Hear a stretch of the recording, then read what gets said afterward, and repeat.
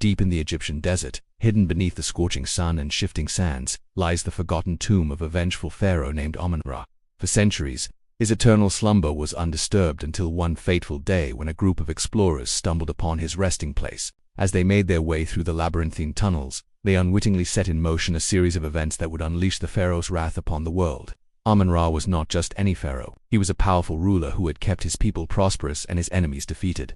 But as with all things mortal, his reign came to an end, and so he had his tomb constructed deep within the earth, filled with all the treasures and riches one could imagine. However, Amun-Ra was a man of great power, and even in death he was not willing to relinquish that power.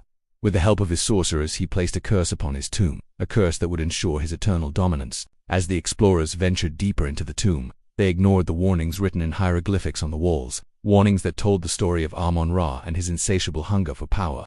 They found the sarcophagus deep in the heart of the tomb, adorned with precious gems and gold. But it was the inscription on the sarcophagus that truly captivated them. It detailed the legend of the pharaoh's curse, a curse that would befall anyone who dared to disturb his slumber.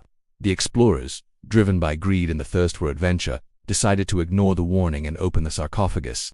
As the heavy lid creaked open, a dark cloud seemed to emerge from the depths of the tomb, swirling and growing in intensity until it took the form of a monstrous creature. With eyes that burned like hot coals and teeth that gnashed in a silent snarl, the creature lunged towards the explorers, its claws extended, ready to unleash its fury. The explorers, paralyzed with terror, could only watch as the creature approached them, its every step shaking the very foundation of the tomb. In a desperate attempt to escape, they fled deeper into the labyrinth, the creature's heavy breathing echoing behind them. They stumbled upon a chamber filled with mummies, each one more horrifying than the last.